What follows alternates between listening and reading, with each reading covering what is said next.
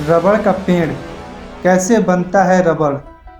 क्या है रबड़ पेड़ की टपिंग प्रक्रिया? कैसे निकलता है लेटेक्स? कैसे की जाती है लेटेक्स का शुद्धिकरण? क्या है वल्कनाइजेशन? रबड़ का पेड़, जिसे वैज्ञानिक रूप से हैविया ब्रासिलियस कहा जाता है, यह एक आश्चर्यजनक सामग्री है जिसकी हमें ज़रूरत है, लेकिन यह खत्म होती जा रही है। इसे रबर वुड के नाम से भी जाना जाता है। इन्हीं पेड़ों से प्राकृतिक रबड़ का उत्पादन होता है। ये पेड़ ट्रॉपिकल क्षेत्रों में सबसे अधिक पाए जाते हैं। यह स्पर्ज परिवार यूरोफाइयासी का पेड़ है। यह पेड़ काफ़ी लंबा है और इसकी औसत ऊंचाई 100 से 130 फीट तक होती है। यह पेड़ की आयु लगभग 100 वर्ष होती है। सामान्य तौर पर रबड़ का पेड़ 50 से 80 ml लेटेक्स प्रतिदिन देता है। रबड़ टपिंग एक तकनीकी प्रक्रिया है जिसके द्वारा रबड़ के पेड़ से लेटेक्स निकालने के लिए इस विधि का इस्तेमाल किया जाता है। यह प्रक्रिया पौधे की छाल पर नियंत्रित तरीके से कट लगाने पर आधारित है। इसमें छाल की कटाई सामान्यतः तिरछे की जाती है।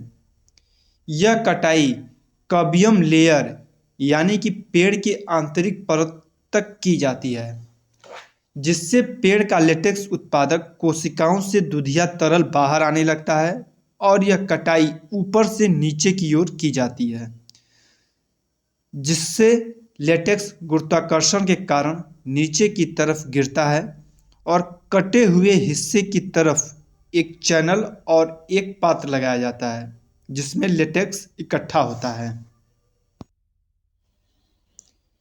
लेटेक्स को इकट्ठा करने के बाद इसे प्योरीफाई करने के लिए भेज दिया जाता है, जिससे किसी भी प्रकार की अशुद्धियां या जमने की समस्या न हो। लेटेक्स में एसिटिक एसिड या फर्मिंग एसिड मिलाया जाता है, जिसके कारण लेटेक्स के कणों को एक साथ जमा देती है, जिससे एक ठोस अवस्था में कच्चा रबर बनता है। इस प्रक्रिया में लगभग 12 से 14 घंटे लगते हैं। रोलिंग व शीट बनाना। जमे हुए रबर की मशीनों में रोलिंग द्वारा दबाकर पतली शीट्स में परिवर्तित कर दिया जाता है। फिर इसे वॉशिंग मशीन में साफ कर धोया जाता है। अगले क्रम में इसे धूप या स्मोकिंग चैम्बर में सुखाया जाता है। तैयार रबर में सल्फर, कार्बन ब्लैक और अन्य एडिटिव्स मिलाए जाते हैं। इसके बाद इसे वल्कनाइजेशन के लिए भेज दिया जाता है। वल्कनाइजेशन में रबर को सल्फर के साथ गर्म किया जाता है, जिससे इसका लचीलापन और मजबूती और अत्यधिक बढ़ जाती है।